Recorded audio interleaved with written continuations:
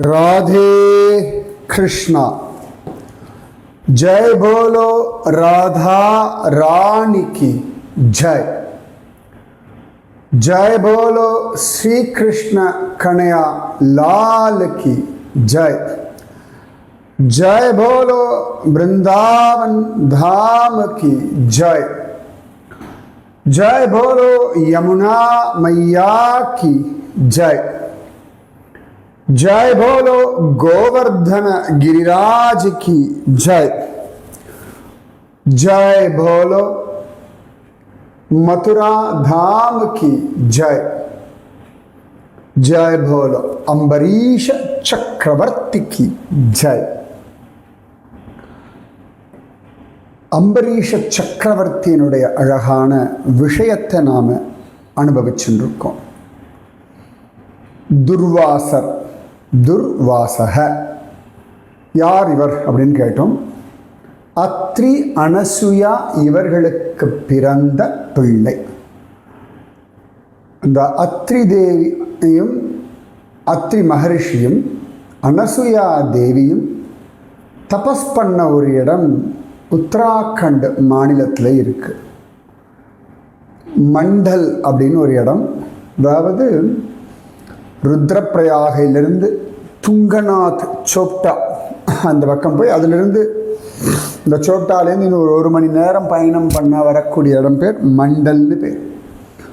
அங்கிருந்து ஒரு 6-7 கிலோமீட்டர் பயணப்பட்டால் வரக்கூடிய இடம் அத்ரி அனசூயா அப்படின்னு பெயர். அனசூயா தேவியும் அத்ரி மகர்ஷியும் தவம் செய்த இடம். அங்கதான் அனசூயா தேவியினுடைய பக்தி, பதிவிரதா தர்மம் இதெல்லாம்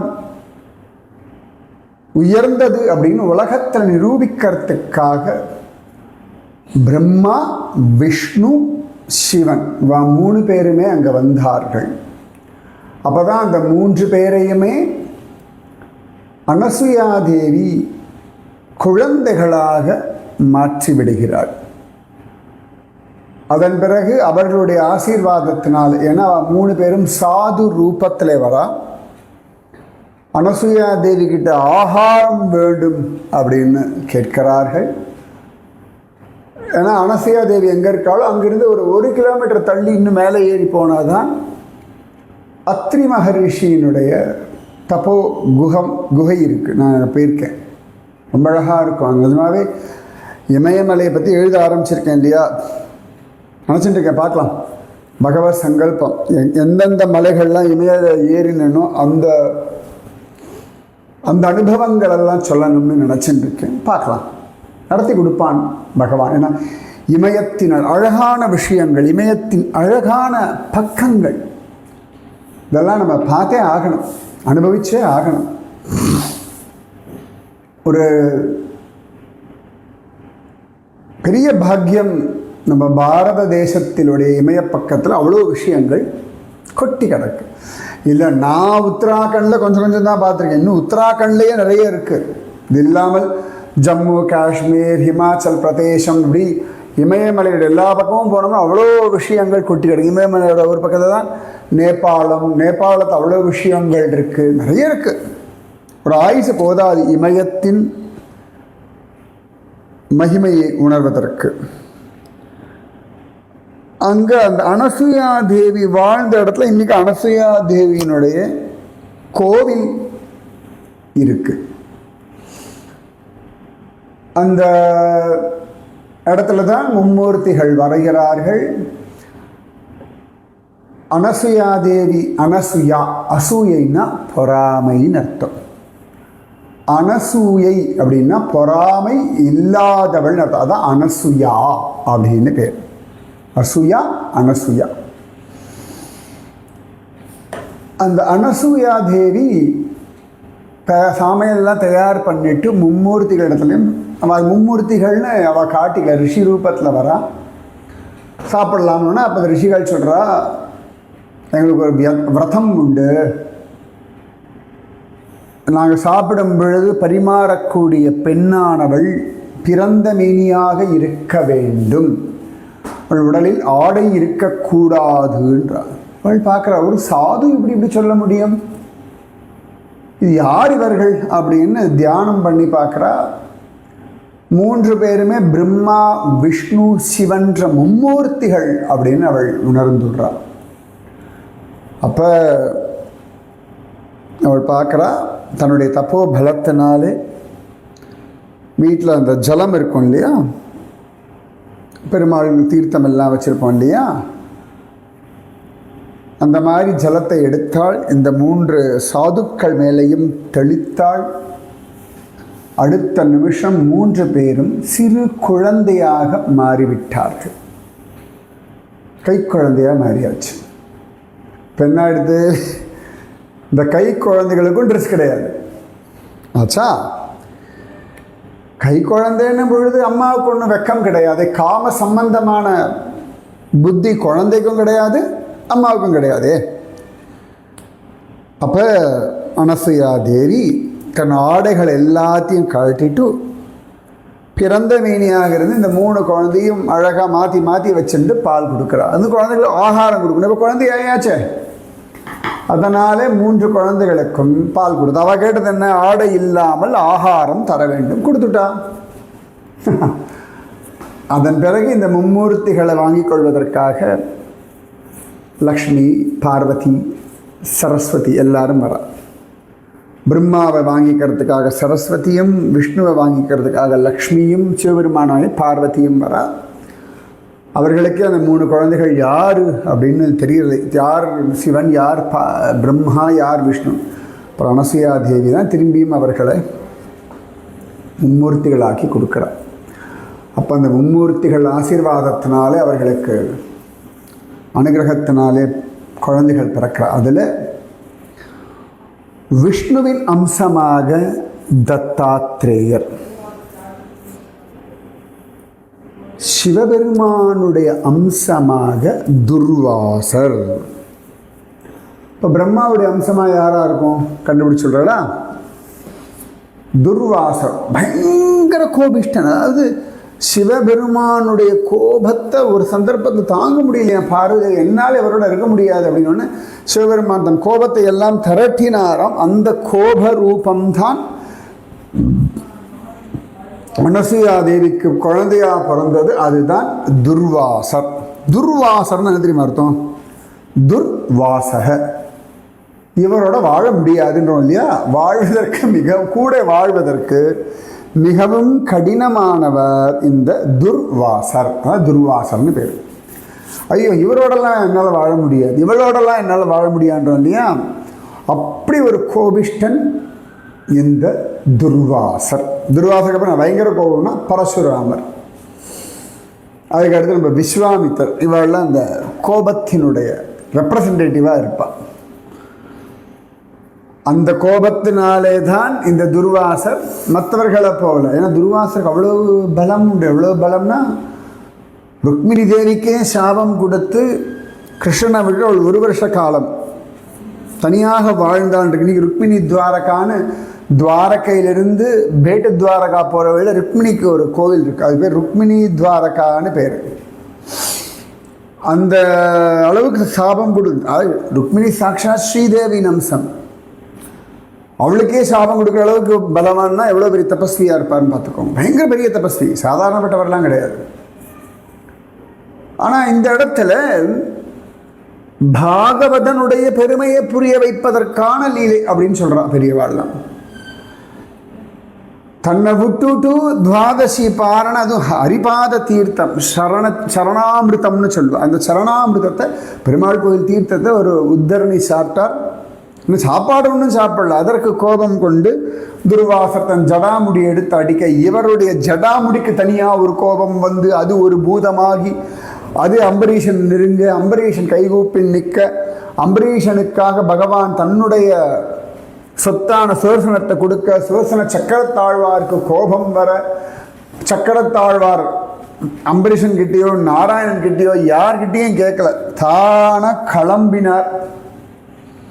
இப்போ எப்படி ஆட்டோமேட்டிக்காக அந்த மிசைல்லாம் கண்டுபிடிச்சு அடிக்கக்கூடிய அளவுக்கு அந்த டெக்னாலஜி வந்துடுது இல்லையா, அதுவாக மேலே ஸ்கேன் பண்ணும், சென்சார் பண்ணிட்டு அடிக்கும்.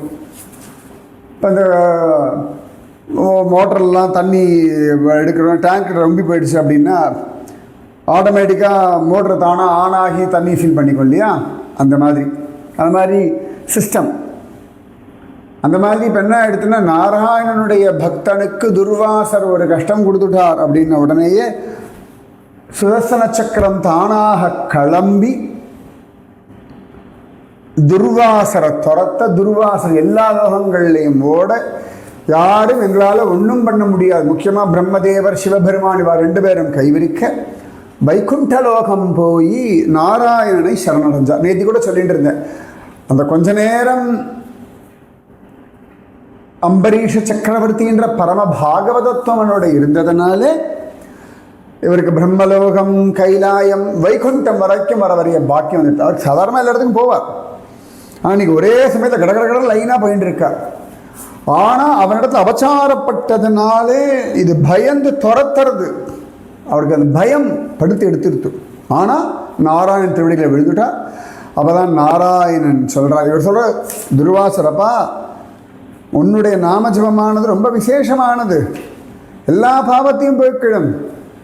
ஆனால் இங்கே பாரு, உன் பக்தனிடத்தில் பண்ண அபச்சாரமானது எனக்கு ஒன்றும் என்னை காப்பாற்றிக்க முடியலை அப்படின்றார். அப்போ தான் பகவான் சொல்கிறான், அகம் பக்த பராதீனஹ யஸ்வதந்திர இவ த்விஜ சாதுபீர்க்ரஸ்த ஹிருதயோ பக்தைர் பக்த ஜனப்ரியஹ. நான் பக்த ஜனப்பிரியன், அதனால் எனக்கு சுதந்திரம் கிடையாது. நான் பக்தர்களுக்கு அடிமைப்பட்டவன். ஏன்னா அவர்கள் என்னை தன் அடிமையாக்கி வச்சிருக்கார்கள் தங்களுடைய பக்தியினாலே. பத்துடையடியவர்க்கு எளியவன் பக்த ஜனப்பிரிய. பகவான் சொல்றான், நான் பக்த ஜனப்பிரியன் அப்படின்றான். அப்ப பகவான் சொல்றான், ந அஹம் ஆத்மானம் அசாசே மத்பக்தை சாதுபிர்வினா ஸ்ரியம் சாத்யந்தி கிம் பிரம்மண்யேஷாம் கதிரஹம் பராம். பிராமணரே, எனக்கு பக்தர்கள் தான் பெருசு. எனக்கு அதை காரணம் ஸ்ரீதேவி கூட பெருசு இல்லைப்பா. நான் பக்தர்களுக்கு பராகதி, பக்தர்களுக்கு நான் தான் மேலானவன். அந்த பக்தர்கள் இல்லைன்னு வச்சுக்கோங்க, எனக்கு ஸ்ரீதேவியோ பக்தர்கள் போல ஸ்ரீதேவியோ இல்லாட்டி என்னுடைய ஸ்வயம் அழகான இந்த ரூபம் கூட எனக்கு பெருசாக பிரீத்தி கிடையாது. எனக்கு ரொம்ப உலகத்தில் எது பெருசுன்னா, ஸ்ரீதேவி இல்லை, என் உடம்பு இல்லை, என்னுடைய இந்த பதவி இல்லை, எனக்கு என்ன கூட பிடிக்காது. என் பக்தர்கள் தான் ரொம்ப பிடிக்கும். ஏ தாராகார புத்ராப்தாம் பிராணான் வித்தம் இமம் பரம் ஹித்வா மாம் சரணம் யாதாம் கதம் தாம் ஸ்யக் துமுத்ஸஹே. பக்தர்கள்லாம் தாராகார புத்ராப்தான், மனைவி, மக்கள், வீடுகள், பந்துக்கள், சிநேகிதர்கள், பிராணான், வித்தம், உயிர், சொத்து, இமம் பரம் ச, இந்த உலகம் மேலுலக சுகங்கள் எல்லாத்தையும் எனக்கு முன்னாடி அவளுக்கு எதுவுமே பெருசு கிடையாது. எல்லாம் புறந்தள்ளிட்டு என்னையே கத்தின்னு அடைஞ்சிருக்கு. அவளுக்கு நான் தான் பெருசு, எதுவும் பெருசு இல்லை, எதுவுமே எனக்கு பெருசு கிடையாது. அப்படி இருக்கக்கூடிய அந்த பக்தர்களை நான் எப்படி விடுவேன்? எனக்கு எதுவும் பெருசு இல்லை, கண்ணன் தான் பெருசுன்னு என்ன பிடிச்சவாளை நான் எப்படி தள்ளி விடுவேன்? அது எப்படி சரியா வரும்? என்ன வார்த்தை பார்த்துக்கோங்க. கண்ணன் சொல்றான், பகவான் நாராயணன் சொல்றார், எல்லாத்தையும் விட்டுவிட்டு என்னையே கதின்னு அடைஞ்ச என் பக்தர்களை நான் எப்படி விடுவேன்? என்ன அழகான வார்த்தை. சொன்ன ஒரு கேரண்டி பாருங்க. நின்னையே சரணென்று நினைக்கிறேன், அதான் அவனே புகழ், அதானே நின் சரணல்லால் சரணில்லை, சரணாகதி புகலிடம், அதான் நான் அப்படியே வாழ விடுவேன். என்ன அழகான வார்த்தை. ஸோ உங்களை சுவாமி விடவே மாட்டார், விடவே முடியாது அவரால், அத்தனை விசேஷம். மயி நிர்பத்த ஹிருதயாக சாதவ சமதர்ஷனாக வசீகுர்வந்தி மாம் பக்த்யா சத்ஸ்த்ரிய சத்பதிம் யதா. என்னிடத்துல செலுத்தப்பட்ட மனதை உடையவர்கள், எல்லா இடத்துலையும் என்னையே பார்க்கலான அந்த சஜ்ஜனங்கள் எப்படின்னு கேட்டால், அந்த பதிவிரதா தர்மத்தில் இருக்கக்கூடிய ஸ்திரீகள் தன் புருஷனையே கதீர் பிடிச்சு வச்சுருக்கா இல்லையா. ரொம்ப அழகாக நம்ம குலசேகர ஆழ்வாருடைய பாசுரம் உண்டு, வித்துவக்கோட்டு பாசுரம், திருவித்துவக்கோடு திருமிற்றக்கோடுன்னு திவ்ய தேசம் கேரளாவில். அதில் சொல்லுவார், கண்டாரிகழ்வனவே காதலந்தான் செய்திடினும் கொண்டானை அல்லால் அறியா குலமகள் போலே. பார்க்குறவாலாம் காரி துப்புறா அந்த கணவனை, அவ்வளவு துஷ்டன். உலகத்தில் யாருக்கும் அவனால் ஒரு பிரயோஜனம் இல்லை. இவளுடைய கணவன்றதுனால இவளை பார்த்து பார்த்து திட்டுறாளாம், வெக்கமா இல்லை என்னெல்லாமோ சொல்கிறாளாம். அவனால் சரீரத்துக்கும் ஒரு பெரிய பலம் இல்லை, ஒரு ஆனந்தம் இல்லை, உலகத்திலையும் மரியாதை இல்லை, வாழ்க்கைக்கும் ஒரு பெரிய ஒரு அர்த்தம் இல்லை. ஆனாலும் கண்டார் இகழ்வனவே காதலந்தான் செய்திடினும் கொண்டானை அல்லால் அறியா குலமகள் போலே. இதுக்கு நேரடியாக அழகாக ஒரு நல்ல உதாரணம்னா மண்டோதரி. உலகமே கேவலமாக பேசக்கூடிய ராவணன், ஆனாலும் இவள் அத்தனை ஸ்ரத்தையோடு இருந்தாலாம். அதுபோல பகவான் சொல்கிறான், என்னுடைய பக்தர்கள் இந்த ஏகமூர்த்தி உபாசனைன்னு சொல்லுவாள், பதிவிரதா பக்தி போலேன்னு பெரியவா வர்ணிப்பான். நம்ம தொண்டடிப்புடி ஆழ்வார் அப்படி சொல்லுவார். ஏன்னா அரங்கன் தான், வேற எந்த சுவாமியையும் பாடவே இல்லை, வேற எந்த திவ்யதேச பெருமாளையும் மறந்தும் பாடலையும். அந்த மாதிரி என் பக்தர்கள், அவர்கள் பக்தியினாலே என்ன வாங்கிட்டா, என்ன விலைக்கு வாங்கிட்டா, சுவாதீனமாக்கிட்டா. அவ என்ன வசீகுர்வந்தி, என்ன வசப்படுத்திட்டார்கள். பக்தி கேடா கிடைக்கும், பக்தி பண்ணா முக்தி கிடைக்குமா, பக்தி பண்ணா பணம் கிடைக்குமா, பக்தி பண்ணா ஆரோக்கியம் கிடைக்குமா, பக்தி பண்ணா ஆயுசு கிடைக்குமா, பக்தி பண்ணா லோகத்தில் பெருமை கிடைக்குமா, பக்தி பண்ணா நிறைய கேட்கும் இல்லையா. பக்தி பண்ணா என்னடா கிடைக்கணும், கண்ணனே கிடைப்பான், கண்ணனை விலைக்கு வாங்கிடலாமா. பக்தி என்னும் விலை கொடுத்து கண்ணன் என்னும் தெய்வத்தை இங்கு இப்பொழுதே வாங்கிக் கொள்ளுங்கள். கோபிகளை விடவே வாங்கிக்கலாம் பக்தியினால இல்லையா. அப்ப ரொம்ப அழகா இதெல்லாம் பகவானுடைய வாக்கியம். துர்வாசர்கிட்ட சொல்றான், மத் சேவையா பிரதீதம் தே சாலோக்யாதிசதுஷ்ட்யம் சாலோக்யாதிசதுஷ்ட்யம் நேச்சந்தி சேவையா பூர்ணாஹ குதோன்யத் காலவித்ருதம். என்னுடைய சேவையில் அப்படியே நிரம்பின மனசு அவர்கள், அந்த பக்தர்கள் என்னுடைய பக்தினால கிடைக்கக்கூடிய சாலோக்கிய சாமீபிய சாரூபிய சாயுஜ்யம் அப்படின்ற 4 விதமான முக்திகளை கூட விரும்புறது கிடையாது. ந இச்சந்தி. அப்போ காலக்கிரமத்தினால அழியக்கூடிய அல்ப விஷயங்களா கேட்பா. அதாவது பக்திக்கு முன்னாடி சதுர்வித முக்தி கூட அதான் ஒரு விஷயமா அப்படின்னு. அது நிறைய தங்கம் இருக்குன்னா ஒரு மனிதன் என்ன பண்ணுவான், தங்கம் தானே எடுத்துக்கொள்வான். அது தங்கத்தை அரிசியாக பண்ணி அப்படி குப்பையில் போட்டோம் வச்சுக்கோங்களேன், கோழி எடுக்குமோ? எடுக்காது. அதுக்கு வேண்டிய ஆகாரத்தை எடுத்துகிட்டு போயிட்டு இருக்கும். ஆனால் மனிதன் தங்கத்தை எடுப்பான அல்லவா? அந்த மாதிரி பக்தி எதற்காகன்னா நாராயண அனுபவத்திற்காக, முக்திக்காக அல்ல. பகவான் சொல்கிறான், இந்த பக்தாளுடைய வைபவத்தை அவன் சொல்கிறான்.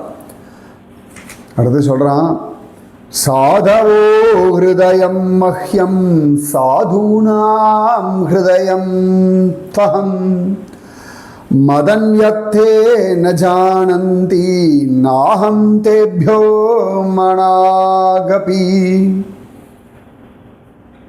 சாதவஹ ஹிருதயம் மஹ்யம், சாதுக்கள் என்னுடைய ஹிருதயம். சாதூனாம் ஹிருதயம் து அகம், சாதுக்களுடைய ஹிருதயம் நான், என்னுடைய ஹிருதயம் சாதுக்களுடைய ஹிருதயம் நான். மதன்யத்ன ஜானந்தி, என்னோட வாழ்க்கணும் தெரியாது. ந அகம் தேப்யஹ மனாகபி, பக்தாளுக்கு என்ன விட்டால் வேற ஒன்றும் தெரியாது, எனக்கு பக்தர்களை விட்டால் வேற ஒன்றும் தெரியாது. பார்த்துக்கோங்க. அப்போ உங்கள் பக்திக்கு என்ன ஒரு மரியாதையை சுவாமி கொடுக்கிறார்னு பார்த்துக்கோங்க. சாதவோ ஹிருதயம் மஹ்யம் மஹ்யம் சாதூனாம் ஹிருதயம் தஹம் மதன்யத்தே ந ஜானந்தி நாஹம் தேப்யோ மனாகபி. சாதுக்கள் என்னுடைய ஹிருதயம், சாதுக்களுடைய ஹிருதயம் நான். அவர்கள் என்ன தவிர வேறு எதையும் அறிய மாட்டார்கள், எனக்கும் பக்தர்களை தவிர எதுவும் தெரியாது. இப்போ கண்ணனும் பக்தரும் நிற்கிறாங்க, பக்கத்தில் இருக்க ஸ்ரீதேவியோ மற்றவர்களோ தெரிய மாட்டார்கள். பகவான் சொல்கிறான், உபாயம் கதயிஷ்யாமி தவ விப்ர ஸ்ருணுஷ்வ தத் அயம் ஹ்யாத்மா விசாரஸ்தே யதஸ்தம் யாது வைபவான் சாதுஷு பிரஹிதம் தேஜः பிரஹர்த்து குருதே அசிவம். பகவான் சொல்லலாம், விப்ரா பிராமணரே உமக்கு ஒரு உபாயம் சொல்கிறேன். உபாயம் கதைஷ்யாமி தவ விப்ர சுணுஷ்வ தத்து, நான் சொல்கிறேன் கேளு, சுணுஷ்வ கேளு. தேயம் ஆத்மாபிசாரஹ, உனக்கு அயம் ஹி ஆத்மாபிசாரஹ தேயதஸ்தம் யாதுவை பவானு. அப்போ ரொம்ப அழகாக சுவாமி சொல்கிறார், நான் உனக்கு ஒரு உபாயம் சொல்கிறேன். உனக்கு இந்த சுதர்சன சக்கரத்தினாலே உண்டாகக்கூடிய கஷ்டமானது யாராலே உண்டாயிற்றோ அந்த அம்பரீஷ சக்கரவர்த்தியே போய் சரணமடைவாயாக. மாமேக்கம் சரணம் பிரஜன்னு சொல்லக்கூடிய பகவான் இங்கே துர்வாசர் இடத்துல சொல்கிறான், நீங்கள் போய் அம்பரீஷ சக்கரவர்த்தி காலிலேயே போய் விழுங்கோ. சாதுக்களிடத்தில் பிரயோகிக்கப்பட்ட சக்தியானது, சாதுக்களிடத்தில் பண்ண அபசாரமானது யார் பிரயோகம் பண்ணாலும் அவர்களுக்கே அனர்த்தத்தை கொடுக்கும். இப்போ நீர் ஜடாமுடியை பிடுங்கி பூமியில் அடித்து துர்வாசா நீ உன் ஜடாமுடியை பிடுங்கி பூமியில் அடித்தாய், அம்பரீஷனை அழிக்கணும்னு. ஆனால் பாரு, நீ பண்ண பாபம், அவனிடத்திலே பண்ண அபச்சாரமானது உன்னையே துரத்தர். அதனால்தான் பாகவத அபச்சாரம் பண்ணாதீர்கள் அப்படின்னு பெரியவா சொல்லிட்டே இருக்கா. ஸோ நீ என்ன பண்ணோம், நீ என்கிட்ட காலில் விழுந்தா நான் மாத்திரம் நினச்சிட்டு இருக்கியோ? சான்ஸே இல்லைப்பா. ஓடு ஓடு ஓடு, நேர ரொம்ப நேரம் நிற்காத. சக்கரத்தாழ்வார் என்னையே பஸ்மம் ஆக்கிடுவார். ஏன்னா அம்பரீஷன் என்ன விலைக்கு வாங்கிட்டான் பக்தினாலே. ரொம்ப அழகான விஷயம் எனக்கு என்னென்னா ரொம்ப பிடிச்சது, திருமழிசை ஆழ்வாரும் கணிகண்ணனும். இந்த கணிகண்ணன் இடத்துல தான் காஞ்சி ராஜா அபச்சாரப்பட்டுடுறான். அதுக்கப்புறம் கணிகண்ணன் கிளம்புறான், ஆழ்வார் கிளம்புறார். ஆழ்வார் பெருமாளை கூட்டில் போய்டார். கணிகண்ணன் பொக்கொழிந்தான் காமறுப்பும் கச்சி மணிவண்ணா நீ கிடக்க வேண்டாம் துணி உடைய சென்னா புலவனும் போகின்றேன் நீயும் முந்தன் பைனாகப்பாய் சொருட்டிக்கொள் அப்படின்றார் இல்லையா.